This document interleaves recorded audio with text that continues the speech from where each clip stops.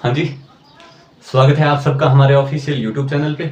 और अपन पढ़ रहे थे राजस्थान का इतिहास, और राजस्थान के इतिहास में अपन चल रहा था मारवाड़ राजवंश। ठीक है, तो मारवाड़ राजवंश के अंदर हम कल जिस शासक के बारे में पढ़ चुके हैं वो शासक थे अपने कौन, राव चंद्रसेन। कौन थे? राव चंद्रसेन। तो राव चंद्रसेन के बारे में जो बातें थी उनका वापस थोड़ा सा रिवीजन कर लेते हैं कि राव चंद्रसेन है वो मालदेव के सबसे छोटे लड़के थे, और इसके जो बड़े भाई थे राम और उदय सिंह, उनको शासक बनाया नहीं था मालदेव ने, और सीधा ही अपने चंद्रसेन को बनाया था, जिसकी वजह से वो जो दूसरे भाई थे वो रूठ गए थे और अकबर की शरण में चले गए थे।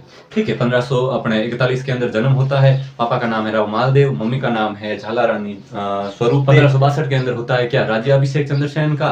और ये जो 1570 के अंदर अकबर है वो नागौर के अंदर नागौर दरबार लगाते हैं, वहां पर जाते हैं, लेकिन अधीनता स्वीकार नहीं करते हैं, या फिर अकबर से बातचीत किए वगैरह वहां से भादरा जोन की तरफ चले जाते हैं। किया था अंतिम समय के अंदर क्लास के भाई जो अपने जो मेवाड़ के अंदर जिस तरह से राणा प्रताप सक्रिय थे, वैसे के वैसे मारवाड़ में जो राव चंद्रसेन है, उन्होंने अकबर का विरोध किया था, या फिर आजीवन कह सकते हैं कि उसकी अधीनता स्वीकार नहीं की थी। इसलिए उनको क्या कहा जाता है, मारवाड़ का प्रताप कहा जाता है, या फिर प्रताप का अग्रगामी। कि भाई प्रताप के लिए वो क्या थे, एक प्रेरणा स्रोत थे। कौन? राव चंद्रसेन। और उन्हीं की प्रेरणा से राणा प्रताप है, उन्होंने भी वही जो सिस्टम अपनाया जो राव चंद्रसेन ने अपनाया था। और भूला बिसरा शासक क्यों कहा जाता है इनको, क्योंकि इतिहास के अंदर जो जगह राणा प्रताप को मिली है या जो अन्य शासकों को मिली है जिन्होंने मुगलों की अधीनता स्वीकार नहीं की, वो जगह राव चंद्रसेन को नहीं दी गई। क्यों नहीं दी गई, इसका भी एक बहुत ही बड़ा कारण था। कारण ये था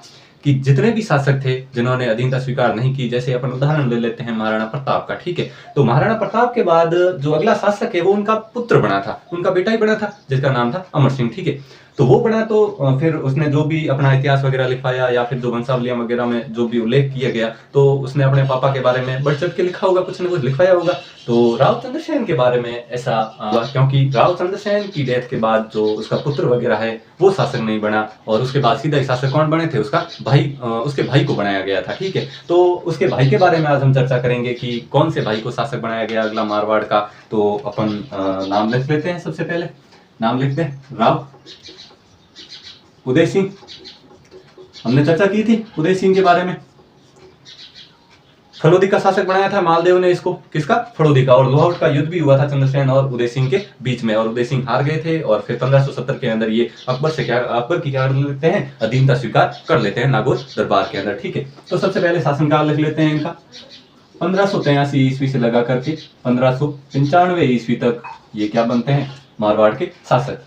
यहाँ पर जब आप देखोगे तो थोड़ा सा अपने को कंफ्यूजन लगेगा। ठीक है, डेट के अंदर कि भाई 1583 से 1595 ईस्वी। ठीक है, तो हमने कल पढ़ा कि जो राव चंद्रसेन था उसकी डेथ हो गई थी कब?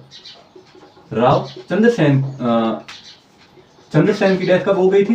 1581 ईस्वी के अंदर, 1581 ईस्वी में। जब 1581 में ये इसकी डेथ हो गई थी, तो बीच में ये 2 साल है, वो क्या हुआ, 2 साल के अंदर क्या हुआ था? तो 2 साल में हुआ क्या था, जो अकबर था उस अकबर ने जोधपुर को खालसा घोषित कर दिया था। क्या कर दिया था? जोधपुर को खालसा। अब खालसा से क्या मतलब होता है? खालसा का अर्थ होता है केंद्र के अधीन। ठीक है, केंद्र के अधीन। जैसे केंद्र शासित प्रदेश, वो केंद्र शासित प्रदेश था, यानी कि जो सारा शासन वगैरह है वो कहां से होता था? आगरा से होता था, या फिर इसको मेंटेन कौन करता था? अकबर करता था मारवाड़ को। ठीक है, और हुसैन कुली खां के नेतृत्व में वो यहाँ पर आया था और कब्जा किया था जोधपुर के ऊपर। तो फिर वो केंद्र के अधीन था 2 साल तक केंद्र के अधीन रहने के बाद जब अकबर को लगा कि भाई इसका उत्तराधिकारी बैठा है, और भाई हमारे साथ संधि भी की हुई है, उदय सिंह जी हमारे दरबार के अंदर बैठे हैं, क्योंकि उदय सिंह ने क्या अधीनता स्वीकार कर ली थी उनकी। तो फिर 1583 ईस्वी के अंदर जो अकबर है वो मारवाड़ का शासक किसे नियुक्त कर देते हैं? उदय सिंह को। किसको? उदय सिंह को मारवाड़ का शासक बना देते हैं। किसको? उदय सिंह को। इसके बाद उदय सिंह को एक उपाधि भी देते हैं वो, और उपाधि क्या होती है? मोटा राजा उदय सिंह।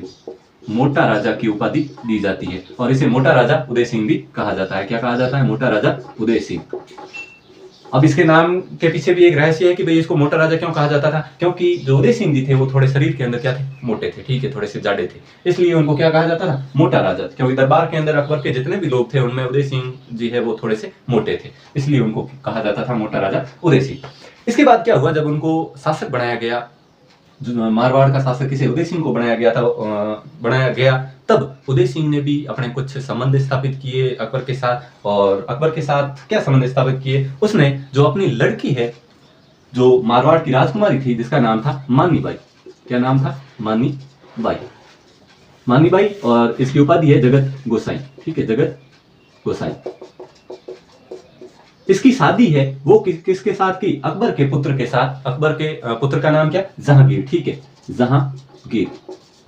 जहांगीर, या फिर जैसे जब वो युवराज था तो उसे क्या कहा जाता था? सलीम। उस सलीम के साथ या जहांगीर के साथ अपनी पुत्री का विवाह करते हैं, और जो मुगलों के साथ है वो वैवाहिक संबंध भी स्थापित करते हैं। मारवाड़ के अगर प्रथम शासक के बारे में बात करें जिसने मुगलों की अधीनता स्वीकार की थी, तो वो शासक कौन है? राव उदय सिंह। और राव उदय सिंह को ही मुगलों की अधीनता स्वीकार करने वाला मारवाड़ का प्रथम शासक कहा जाता है। और उन्होंने वैवाहिक संबंध भी स्थापित किए थे। और इससे पहले वैवाहिक संबंध राजस्थान के कौन से व्यक्ति ने किए थे? जो राजा बहरमल, आमेर के थे शासक वो। ठीक है, उन्होंने अपनी जो पुत्री है हरखाबाई या फिर जोधाबाई का विवाह है वो किससे किया था? अकबर के साथ किया था। ठीक है, ये इतना सा मैटर था इनका। जहांगीर से इन्होंने अपनी लड़की की शादी की थी, जगत गोसाई। मतलब क्या होता है? जगत का मतलब होता है संसार, और गोसाई का मतलब होता है मालकिन या फिर रानी।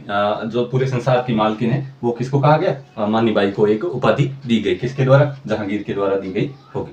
ठीक है, इसके बाद क्या होता है इसके बारे में तो मोटी मोटी यही बातें हैं, लेकिन इसके बाद जो मेन बात है वो देख लेते हैं। एक छोटा सा और देख लेते हैं कि जो ये जगत गोसाई है, इसी से ही अपने जो शाहजहां का जन्म होता है। शाहजहां का। ठीक है, या फिर अपन इसे खुर्रम भी बोल सकते हैं। खुर्रम, ये किसका बेटा था? मानी बाई का बेटा था। ठीक है, इसके बाद देखें हमने कल थोड़ा सा डिस्कस किया था चंद्रसेन और उसके भाइयों के बारे में। ठीक है, जो मालदेव ने अलग अलग जो उसके बड़े भाई थे उनको अलग अलग रियासतें दी थी, उनके बारे में। तो हमने पढ़ा था राम के बारे में, एक तो राम सिंह, उदय सिंह, चंद्रसेन, और एक व्यक्ति के बारे में हमने और पढ़ा था, रायमल के बारे में। किसके बारे में? रायमल के बारे में। राम सिंह को कौन सी रियासत दी गई थी? गुंदोज। ठीक है, उदय सिंह को फलोदी का शासक बनाया गया था। कहां का? फलोदी का। और इसे जोधपुर का शासक चंद्रसेन को। और हमने एक रायमल के बारे में और पढ़ा था, इसको सिवाना का शासक या सामंत बनाया गया था। ठीक है, सिवाना का। सिवाना कहां पर? बाड़मेर के अंदर। कहां पर? बाड़मेर के अंदर। होता क्या है, इनके टाइम के अंदर रायमल का, उदय सिंह के टाइम अपने रायमल का जो बेटा था जिसका नाम था क्या? कल्याण सिंह। कल्याण सिंह या कल्याणमल कह सकते हैं हम उसे। ये सिवाना का क्या था? सामंत था या फिर शासक था। ठीक है, सिवाना का शासक था, या फिर इसे शॉर्ट में बोलते थे कल्ला रायमलोत। क्या नाम? कल्ला रायमलोत। कल्ला तो कल्याण सिंह था तो कल्ला नाम पड़ गया, बचपन का नाम उसे घर में सब मम्मी पापा कल्ला कल्ला कल्ला ही करते थे। ठीक है, रायमलोत रायमल का बेटा था, इसलिए रायमलोत कहा गया। इस कल्ला रायमलोत के समय सिवाना का दूसरा शाखा होता है। सिवाना का क्या होता है? द्वितीय शाखा। द्वितीय शाखा।